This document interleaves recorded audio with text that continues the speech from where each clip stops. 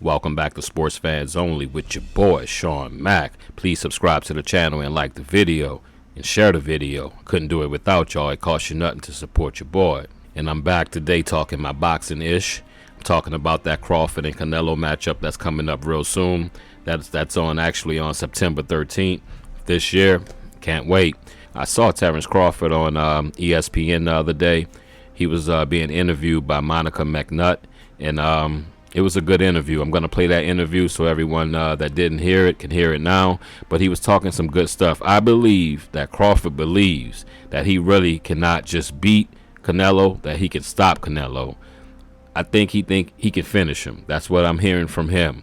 He's confident, beyond confident, as you should be, right? As a fighter, if you step into that ring, not believing that you can win, you probably most likely won't win unless you just get a lucky punch or something like that. But what we're going to do is this. We're going to listen to the Terence Crawford interview, and I'll be back to spit some more of that hot fire. Holla. Defeated four-division superstar Terence Bud Crawford. Good morning, Terence. How you feeling? Good morning. I'm feeling great. I just got done with my morning workout. Just got done eating. Now I'm just relaxing until the next workout. I don't want to get lost in your diet as an elite athlete, but we'll talk about that later. Let's get to the fight that we want to talk about. You are skipping a weight division to move all the way up to fight the champ at 168. Why is this fight important to you, and what can fans expect in September?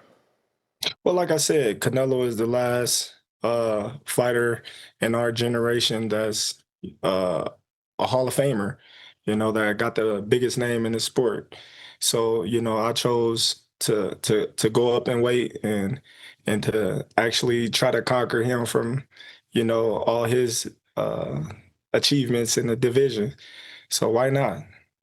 I love that in terms of your aggressiveness and doing something and challenging yourself. Now, let's go back a little bit because you dominated Errol Spence in your last fight. You were able to take that win in a 9th round technical knockout. How much does that fight help you mentally preparing for this one coming up in September? Well, I'm not going to just say that fight is the only fight that helped me. All the fights along the way, helped me and prepared me for this moment. Canelo's a very experienced fighter. I have my experience as well, and I think all the fights that's leading up till now has played a part into me being where I am right now. Well, Terence, that leads me to a two-part question. So the first part is, over the course of your journey, over your career, what ways do you think you've grown most as a fighter? And then I'll hit you with the second after that.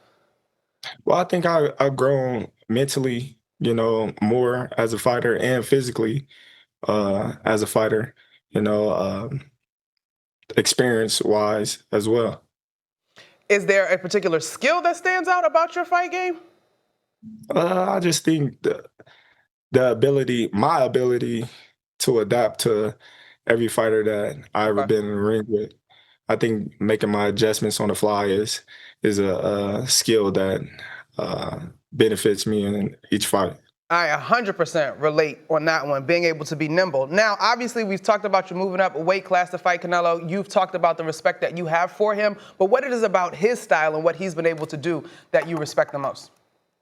Well, I just respect him as all. He's a great fighter. He's, a good boxer. He's a good counterpuncher. He's never, off balance. He got a good chin. He got good power. Got, good movement when he want to move. What is there to not say about him? No, I got you. Now, with all of that, as you rattled off, we'll call it the scouting report, right? What will you have to do to be your best version in order to get this victory? I think just be myself and just don't get careless in the ring and, stay sharp all 12 rounds if it goes 12 rounds. I think that's the only thing that, I need to do and make sure that in training that I sharpen up all my tools. Yeah, absolutely. Sounds like a solid approach. All right, so let's go to the location of this fight because some of the most iconic fights over the years have happened in Vegas. Why should fans travel out to the desert to take in this fight? Oh, man, I think this is a once-in-a-lifetime fight.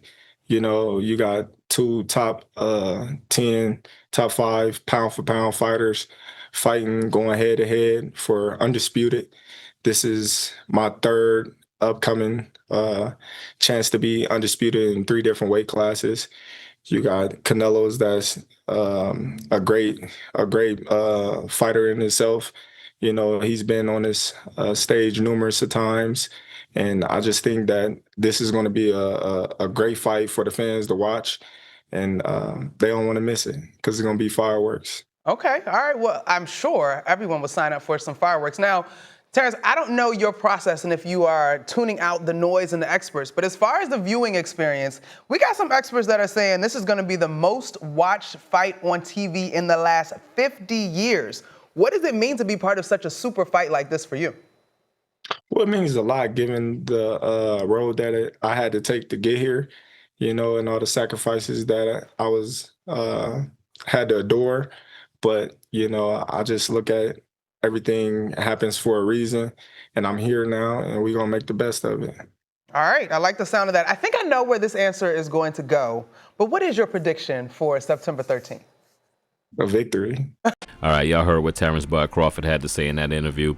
He's so calm in that interview. It's like he's making me believe, just like he believed, that he can beat Crawford. In fact, I've been making this prediction since this fight been announced. Crawford can't fool me again. He fooled me with Errol Spence Jr., but he won't fool me again. And I know Errol Spence Jr. ain't on the level of, excuse me, ain't on the level of Canelo, but I believe him. He believe it, I believe him, until he proved me wrong. Not saying that I won't have no excuses if Crawford lose to Canelo, because Canelo is one of the greats. I love Canelo as well. I'm not one of these people that watch boxing and just have my special person, then I hate the other person. I like them both.